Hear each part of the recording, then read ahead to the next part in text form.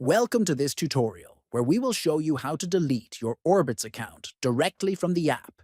Today, I will guide you through every action you need to take on your phone so you can remove your account quickly and permanently. Follow along carefully to ensure your account is fully deleted. First, open the Orbitz app on your smartphone. Next, tap on the account icon located at the bottom right. Then, scroll down until you find the Delete Account option. Once you see it, tap on it to continue. You will be prompted to click Skip. Make sure to do this to proceed to the next step. After that, click on Permanently Delete Account. This will confirm that you want to remove your account for good.